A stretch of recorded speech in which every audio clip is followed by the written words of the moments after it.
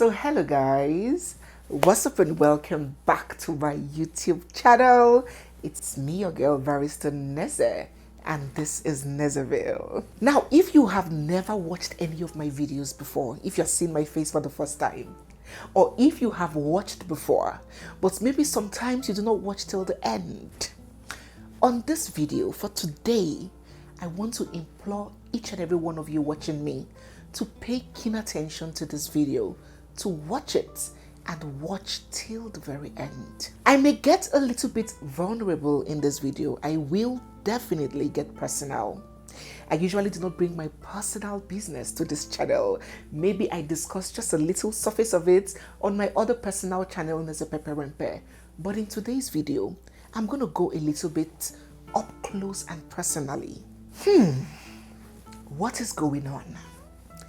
EDOCHIE, what is going on? The hypocrisy is real. What are we even teaching our young girls?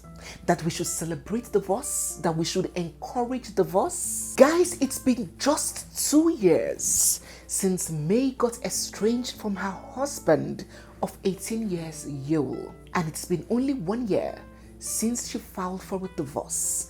And look at all of this. Look at all what is happening right under our very noses. And I ask again, what is all this about? The brand ambassadorial deals can no longer be counted anymore. Where were all these people all along?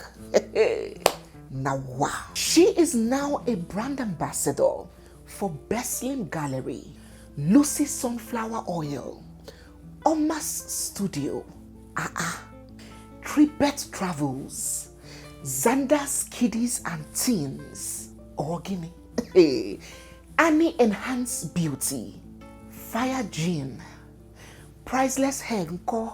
We are not even talking about Cute Misiano Skincare, Meet Surrogate Mothers, Shoe, or should we enter Bunchy Mix or Chitex Airbnb? Do not even get started with Personal Transport NG. Ngwanu, tell me about Hourglass Fashion World. I have run out of fingers to count. Hey, what is all this? What is going on here? She has floated and is running very successfully 2 different NGOs, her own charity organization, the Queen May Foundation and the May Oasis Foundation.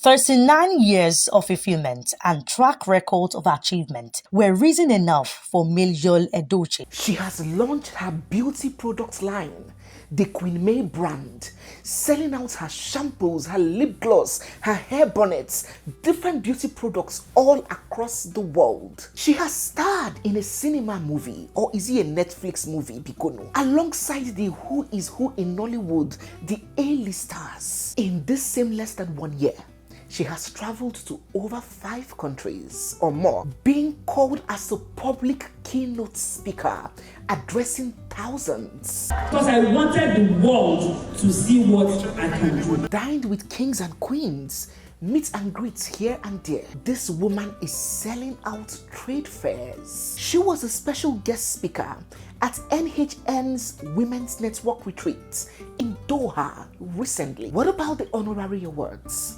Coming in like they're going out of fashion. She is an honorary winner at Africa's 100 Most Influential Women's Award. And just recently again, she went home with Africa's top 100 most impactful brand influencers. My name is Ambassador May EDOCHIE, popularly known as Queen May.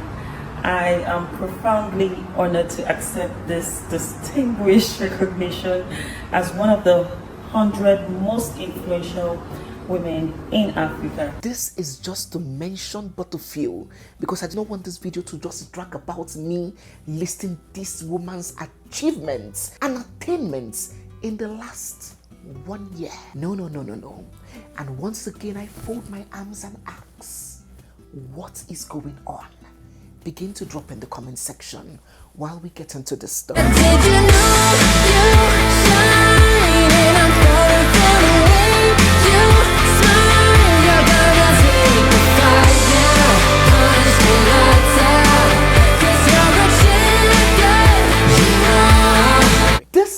was a woman that only 3 years ago nobody knew, nobody rated, nobody noticed. She was just living her life in the shadows of the man who was her husband.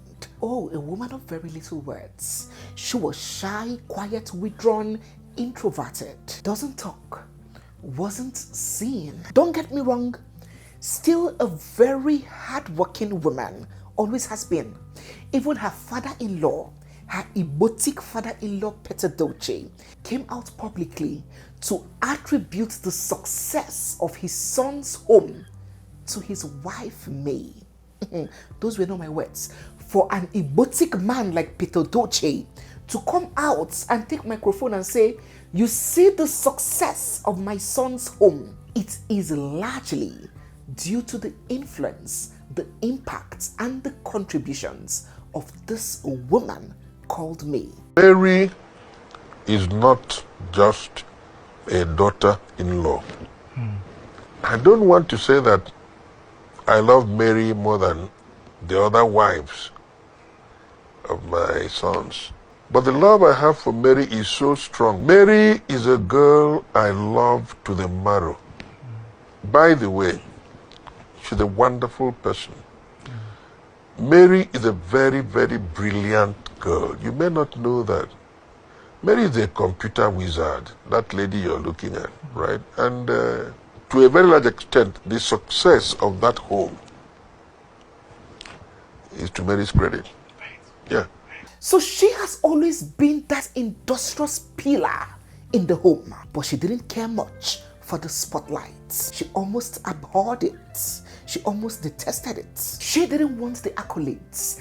She wanted her husband to take the limelight, to shine, to be seen, to be known, to be famous, while she in turn dims her own light. And when they go on functions, well, she hardly ever attends, but whenever she goes, you see her step to the corner, stay quiet and stand back, while her Odogwu takes the lead and champions the cause. That was the woman that this person was, May Edochie. She has always had so much potential, but she would rather cover it.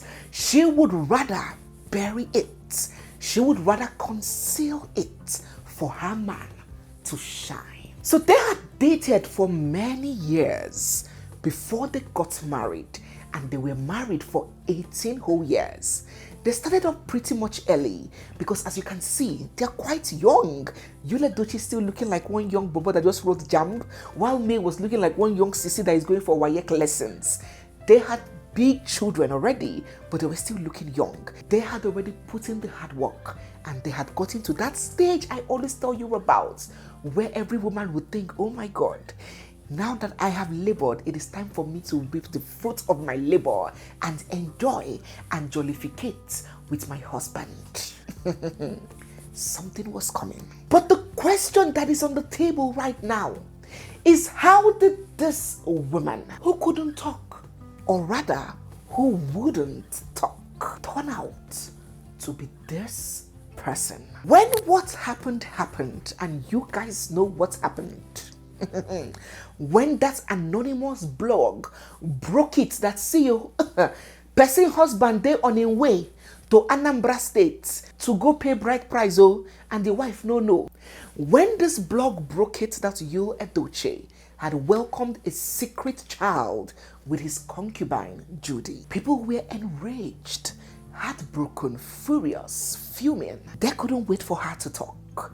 They couldn't wait for her to break her silence. Oh, she would fire. She would spill all his secrets. She would expose him. She would disgrace him. She would go to podcasts and say how he's a 1-minute man, and how his penis is small, and how he never satisfied her through the marriage, and how he beats her, and how he has been cheated. Oh my God, she will spill the tea. But you see, this woman called May Edochie, she is an intelligent, calculated, unimpulsive person with the wisdom that only the Holy Spirit can give. She said nothing. She took her time and she appraised the situation.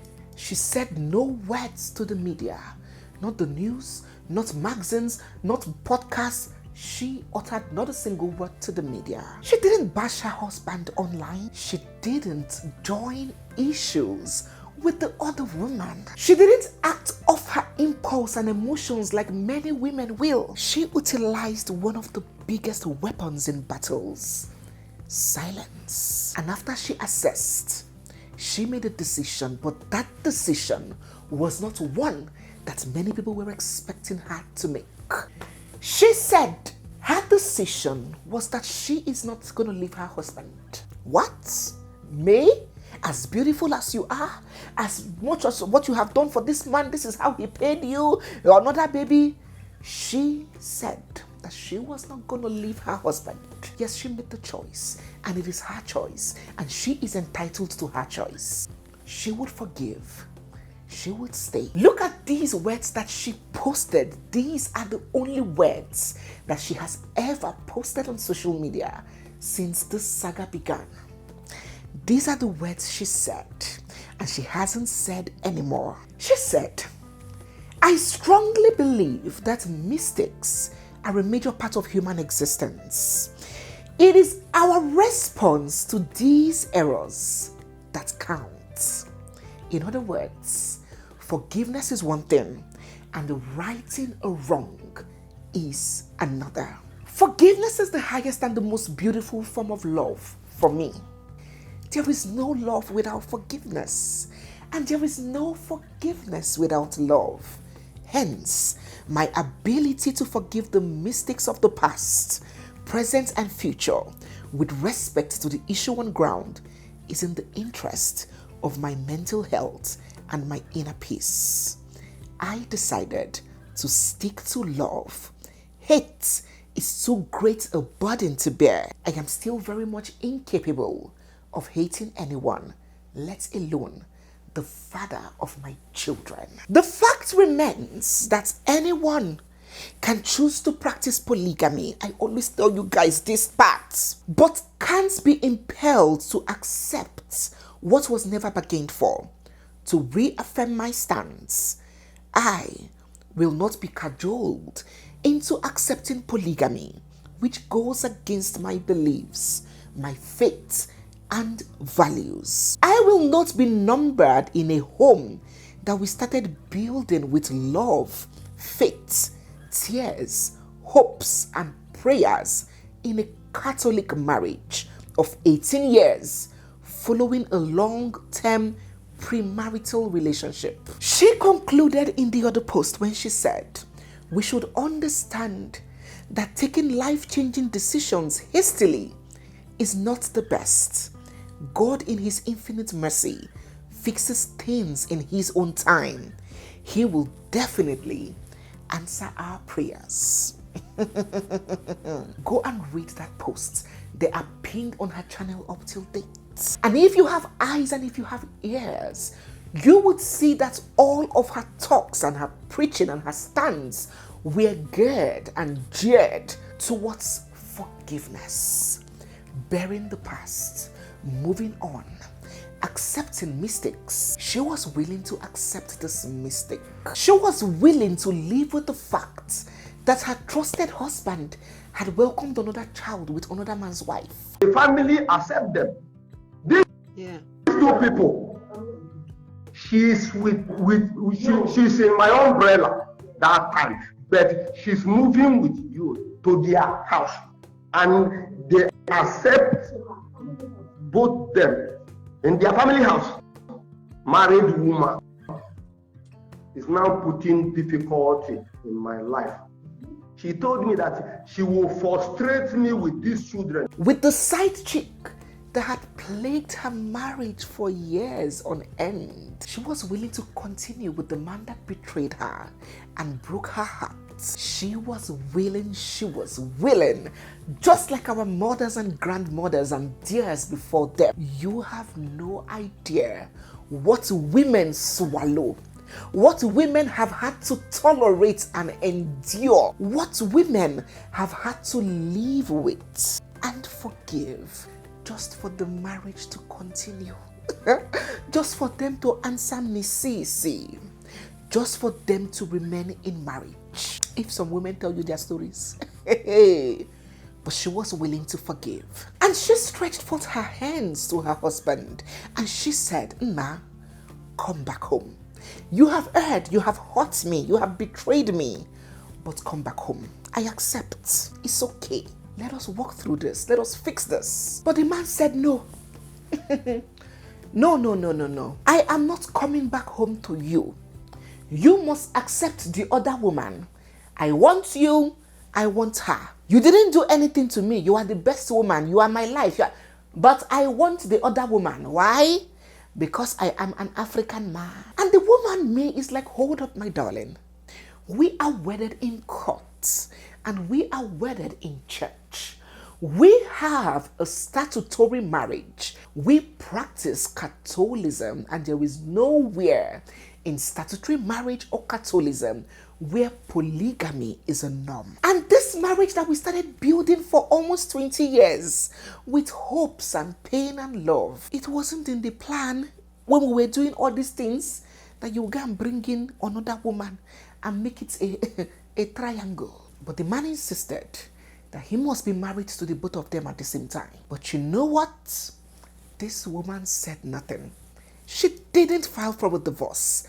Listen and listen real good. Do not mix the facts of this case up, because we know everything that happened like the back of our palms. She stayed mute and she kept watching. She didn't initiate any divorce. And then in the heat of this whole problem, the unthinkable happened. Her first son died.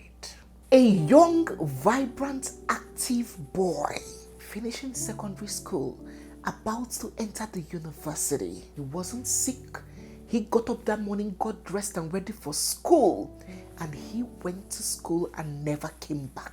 And they're telling her that he was playing ball and suddenly he collapsed and died. Her Diokbara, oh God, went to school just like that and never returned. I remember waking up that morning to hear the news. I said, God,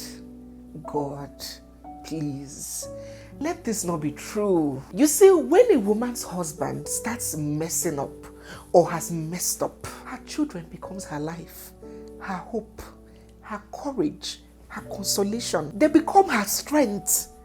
They become that thing that would make her to still keep pushing on. If it's the man, she will cry, but she will get over it. After 1 year, she will wipe her eyes and she will continue with her life. But when death comes in, when a child dies, the tears does not stop. She continues crying in 10 years to come, in 15 years. Oh God. I have been on YouTube for more than 5 years and I have covered several stories of rape and murder and all of the most nastiest things in this world. And I have never come to you guys with tears in my eyes. But this story gets me all the time. And when we talk about it, some people just feel, is he the first man? It's not just about the polygamy. It's the relatability in the story. And that's why we would keep talking about it. And if you do not like us to talk about it, I suggest you take a cold bath and go to the nearest transformer in your area and give it a big hug. Because from this story, lives are being reborn and people are getting strength. So it is not just about the characters in the story. It's about the moral of the story. Keep listening. When a child dies, it doesn't take a year. The tears doesn't stop. In 10 years time, in 20 years time, you keep crying. You keep remembering the child. It doesn't go away. The pain is eternal. Ha! And this time, her first son. I know that first sons, in fact children, all children are very important in every home. And first sons are always important in every tribe. But you see the Igbos, there is a special, how do I put it?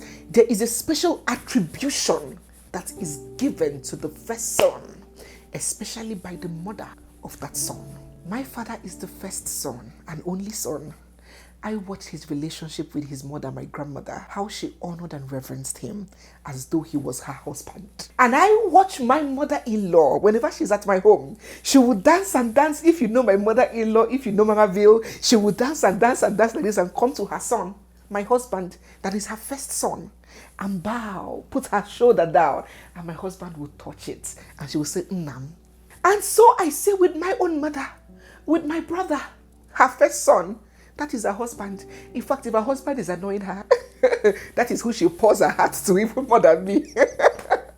I see their close bond, how he stands in the gap for her, how he consoles her when she's down, how he plays the role of everything for her. He is her boyfriend, her confidant, her everything. And I have felt and seen that same relationship play out between me and my own first son. I love all my sons, no doubt. But when it comes to that feeling of having my armor when my husband is not there, that protective feeling, that assistant man of the house energy, that's one I know at the back of my chest would help to hold my home together when I am no longer there. I see it in my first son. That is my first son. And I know I do not like to relate a lot of my personal life on Nezeville, but in this case, it is necessary. So I'll tell you a short story. I recall when I had my daughter 2 years ago. She's going to be 2 in December. How time flies. My husband was working as an expatriate in an oil and gas company in another country entirely. So he would go to that country, do his work, and come back to his family in Nigeria. He had structured his movements in such a way that he will be around when I give birth. Oh, I wouldn't even think of doing it if he's not around. That man had to be there. He is my soulmate. And while he stands outside by the door in that small window opening that has been created for people like that, and he looks at me while I lay there fighting for my life, I would look outside the window and smile, and he would nod his head and give me courage, and I would get the strength to keep pushing on. So I couldn't afford for him not to be there. So he was there for my daughter, just as he always has been for all her siblings that came before her. But just 3 days after she was born, he got a call from work that they needed him immediately and urgently at the country where he works. I wasn't expecting him to be gone that soon. I needed him so bad.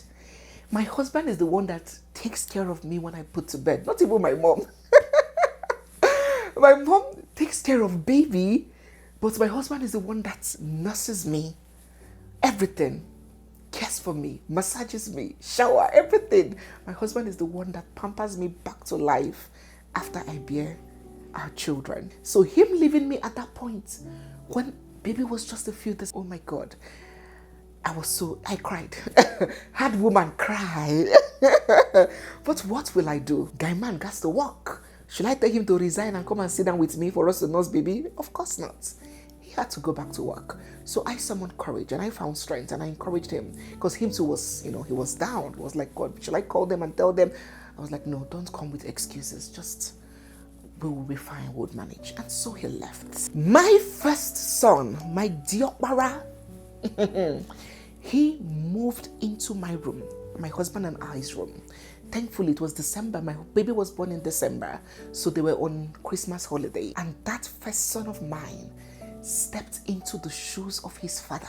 He would care for me and he would clean. He would carry his sister and he would rock her to sleep. He would hold her while I go and take my baths. I'm talking about night duty. If it's during the day, my helps do that. But I'm not the kind of madam in quotes or auntie that after the helps have worked her during the day, then at night I won't allow somebody's child to sleep. No. And my mother-in-law, they are in their 70s. I cannot go and give old women hypertension and tell them to come and be holding and rocking baby by 1 a.m. No. These little babies, when you just give birth to them, they don't sleep at night. So I can't afford to disturb my mother or my mother-in-law. I can't afford to disturb my helps. So it is my child. I would rather my child do it for me because he will do it with joy. And so my son took charge, cleaning after me. Before I come out of the shower, he has laid the bed. He has ensured that baby's food is there. As I'm changing diaper, he's throwing away the poo-poo. He's picking, he's cleaning. We will stay up together late at night. He would tell me to lie down and sleep. Let him watch the baby for me. He would get me food, ensure that there's hot water in the flask. That boy nursed me back to life, and he was only 9. I call him Dim. That's my husband in Igbo language. He is my husband. He is my father. He is my son. That is the kind of closeness, the kind of relationship a typical Igbo woman like me will have with her son. Even Igbo widows, those widows that their husband's brothers will want to come and try rubbish to intimidate her to take her properties, it is her first son that comes and say, who goes there? Oburu cutlass, oburu the cutlass, meya pia pia, fia fia. Who you be? If them born you well, come near my mama. The woman feels secured under the embrace and armor of her first son. And that is why some women, when they marry all these first sons, these Igbo first sons, they're always like this kind of mommy's boy. Mommy's, every time, mommy, one mommy, one mommy. That is it. That's on a lighter note. So this woman who just got knocked down by her husband's betrayal now lost her first son that would have stood in the gap for her. And do you know the one person that can hold this woman, in Igbo we call it jikota this woman, hold this woman not to run mad, not to run psycho, not to kill herself? Her husband. The person who should be feeling a slightly similar pain to what she's feeling. A person whose pain should be the closest next to hers. Her husband. The person that went through the whole thing with her. Raised the son with her. School, diaper, teething, purging. You know, if you are a parent, you know what it takes to raise a child from cradle to 16 years. When I had my first son, my husband held my hand throughout the 2 days that I labored and suffered. He held my hands and he was rubbing my back. And this big-headed 4-point-something kg baby will not just come out. He was with me. He saw everything. He saw how I suffered terribly. The whole journey. We did it together. I remember the day I broke the news to him that I was expecting our first child. I had gone to the lab and I had the result. He came back from work. I arranged it. I think I covered it in a plate or something, and he opened the plate. I'm like, that's like the movies. And how we started buying things. He attended all my antenatals with me, from the first antenatal to the last before I gave birth. He would come from work and meet me at the hospital while I come from the bank. He watched me throw up every morning, every blessed morning that God creates. While he gets ready for work, I am throwing up every morning. And he saw as I changed, as acne consumed me and as my nose grew bigger. And he would remind me every blessed day that I'm still the most beautiful woman in the world. And I'll be like, this man gets ISO. As I will reach like this. And he would run my bathwater and empty my saliva containers. He would buy or prepare my midnight cravings. Even if I wake him up by 1 a.m., I want Indomie, he would make it for me. And when it got to that stage when I couldn't get up from the bed again, because I usually have very big babies, very, like, you can see my stomach from 20 kilometers away. When it got to that stage when I couldn't come down from the bed again, he would roll me like bag of gari to come down so I can wee 20 times in the night. And he was there till the last moment when they brought out the baby and handed it over to him. Nothing would happen to our children. God would keep our children, you and I, watching me. God would keep our children and we would live to reap the fruits of our labor. But God knows that if anything happens, nobody can console me like that man. That man that experienced everything with me. But as this woman was wailing and fainting and dying and, oh my God, being sedated, losing her mind, EDOCHIE was in Abuja with his concubine Judy. And 2 weeks, just 2 weeks after this healthy bouncing boy passed, you and Judy were back on social media, dancing and jubilating. And then, shaking breast, Odogu Jaffa, Odugo kata kata for. Odugo igadi. Odugo. I said, Mugbe. You see, it's not just about polygamy. My grandfather practiced. Is this how your grandfather practiced polygamy? Your grandfather came to dance when his child died. The Ned Woko you are using to compare. After all, Ned Woko, has Ned Woko ever embarrassed or tormented any of his wives the way this man tormented this woman? I remember a few years ago when Lila, Ned Woko's wife, the Moroccan wife, left. I think she was jealous, women issues. She was jealous, unhappy how Ned was always concentrating on Regina and all of that. And she packed her things and went back to her country. Ned Woko never came out to say a bad word about the woman. And when she came back, he still accepted her and never humiliated her in public. You come in and you say, hey, Ned. And you and his concubine, every day. I couldn't believe my eyes. If this thing didn't happen in my time, I would have said maybe they exaggerated the story. But I was seeing it with my kuro eyes. I have never gone on any celebrity's page to go and check them or drop comment. Whatever I do here is just maybe I'm doing my work or just for jokes or jabs. I cannot go to Messi, Aigbe or Adioti and say, hey, what did you? That's rubbish. Jewel Edochie was the first person I went to his page to say, Onya Ojukwahu, is this man well? What is this? You was dancing today, karaoke, next tomorrow, car music, the next day, they're in hotel, and like, okay, both of them are bouncing like this. Judy's like this, Judy's like this. I said, what is this? Me, ba me. And you sit there, you open your dirty mouth to say, we mourn differently. You as a man watching me, if your mother dies, and the next day your wife goes to post herself on Facebook dancing cultural dance while your mother's corpse is still fresh, will you say people mourn differently? If we have lost our conscience, have we lost our common sense? Even if dancing would help you feel better, must you post it on social media? Can't you dance with your concubine inside the house and feel better? Haven't you done enough? You have knocked this woman down to the ground and she is on the floor, gargling and struggling for breath. She is suffocating, she is choking, she cannot breathe. And then you come with your boots and you put it on her neck and you press her down. Who are you? Are you God? Do you want to kill her? Are you normal? And Judy will post videos mocking this woman. Why I no go make it younger? Why I no go make it younger? I have a very big God though. He is always by my side. A very big God though. Winner, oh, winner, winner, oh, winner. She would post it on you, the husband's page. You know who that message is directed to.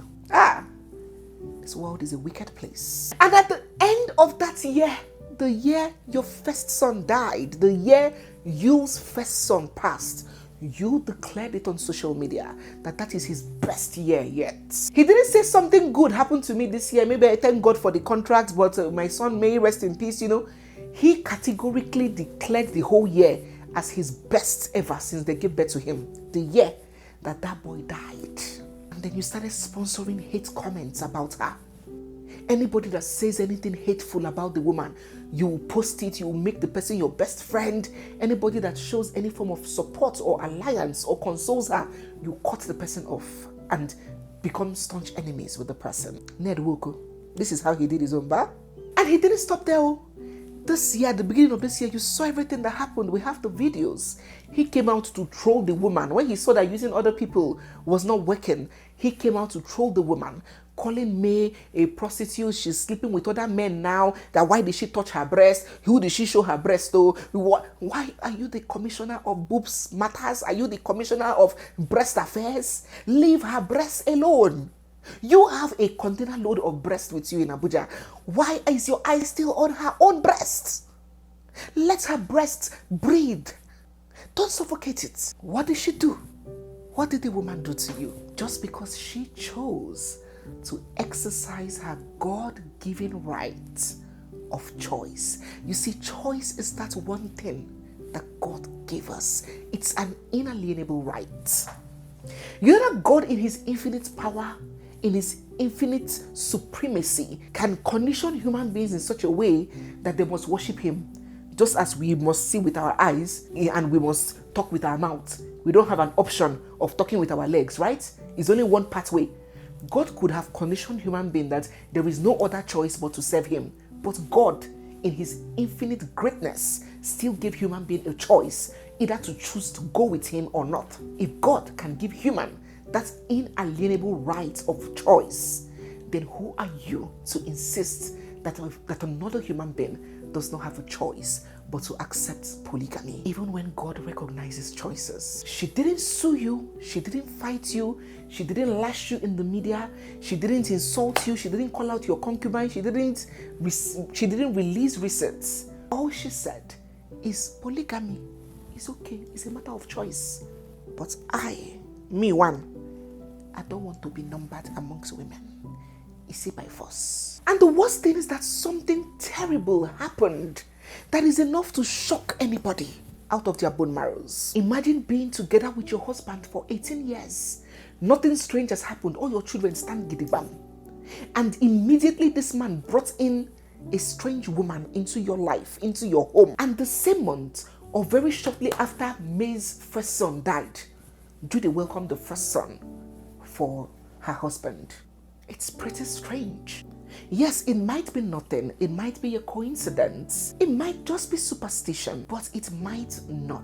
And don't blame her for not sitting around to find out. She would not gamble the lives of her other children for those lunatics telling her she would have remained in the marriage. Polygamy, you should have prayed for the man, her husband, and remain. When it gets to your children, when it gets to your turn, you can remain there while all your children drop dead like flies. Or if you're a man, if your wife commits adultery with another man and you're seeing strange things happening in your life and your child dies, stay there and pray for her while the rest follow suit. But she said no. She knows what she's going through. Now she knows within her eyes they see. She knows the battles that she fights, both physically and spiritually.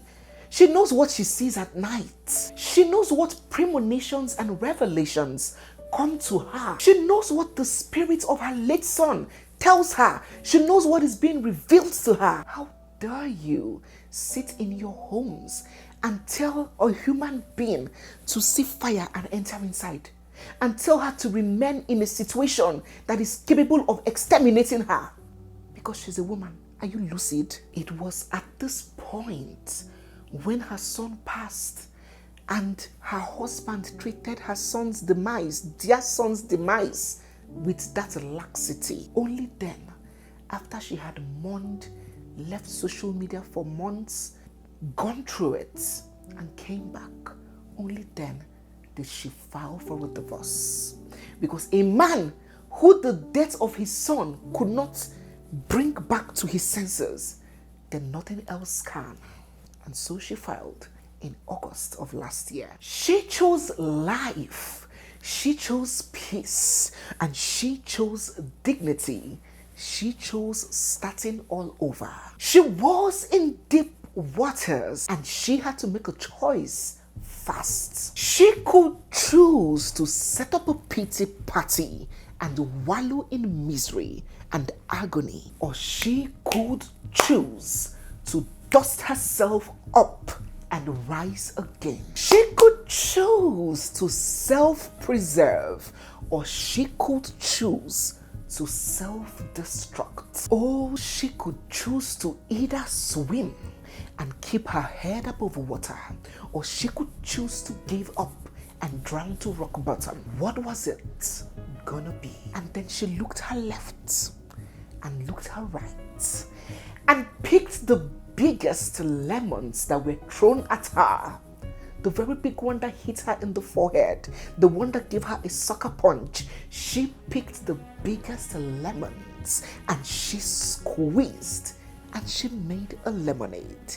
And she sat, took a deep sigh, and she sipped those lemonade with grace. Ladies and gentlemen, What are you doing with the lemons life throws at you? Now, what this woman did was out of the norm. It wasn't customary. It wasn't usual. It wasn't typical. She was going against what was normal.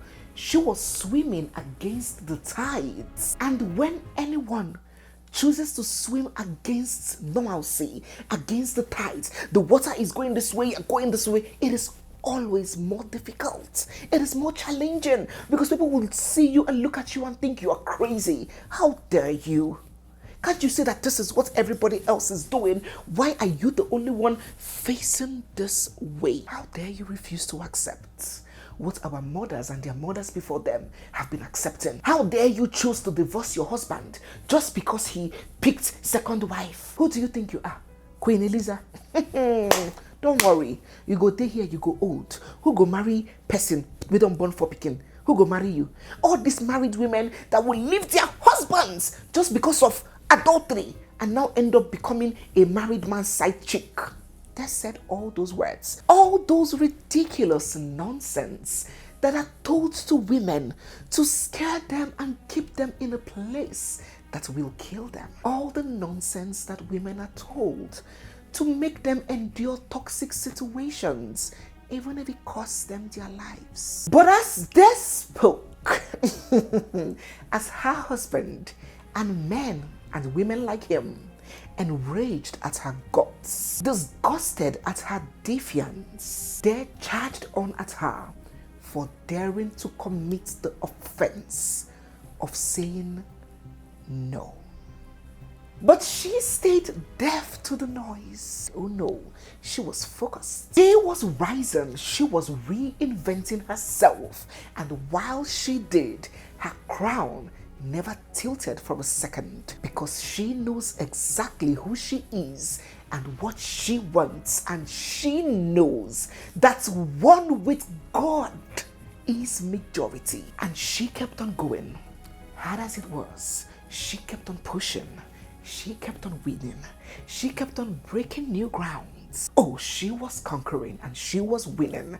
She didn't sit there in her vomit praying and waiting for karma. She knew that her success was karma. Oh no, did you hear me?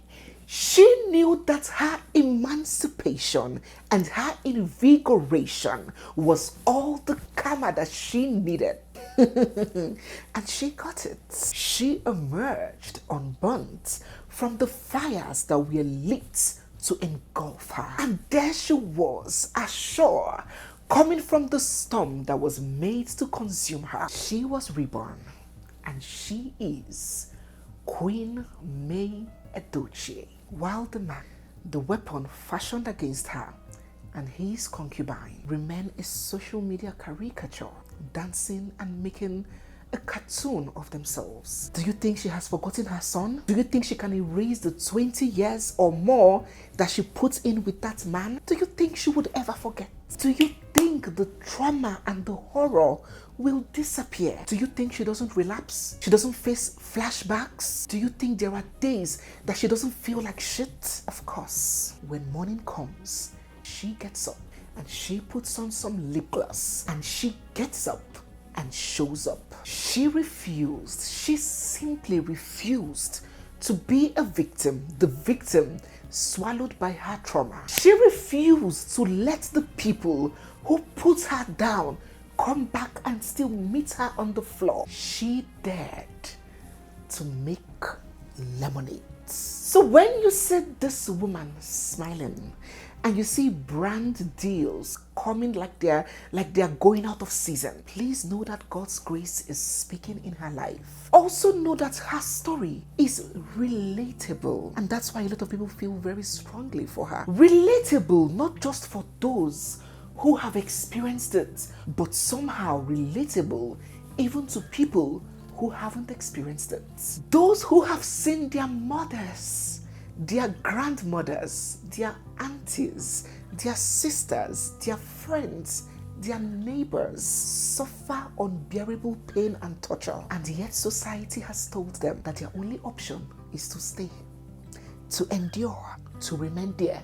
Did he pursue you? He did not pursue you. Stay there. Manage. But this woman said no.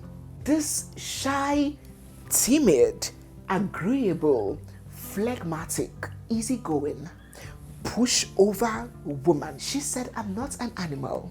I'm human with feelings. I'm not your doormat. I'm deserving. She did. And she said no. And while at it, exuding courage, strength, grace, charm, decency, and most especially, doggedness. So we are not celebrating divorce as it is put. We are not celebrating divorce in the literal sense of things. We are celebrating unwavering strength in the face of adversity. We are celebrating a woman who life has given every reason to stay down, but yet she chose to come up. We celebrate a woman who has demonstrated that it is okay to have values and principles of your own. A woman who has exemplified that choice is an inalienable right given by God, and we are all at liberty to exercise it. The story of May Edochie is a lesson for everyone, not just women, even men. Some of us have been dealt life's toughest blows: grief, loss, financial challenges, betrayal, and we have felt like giving up.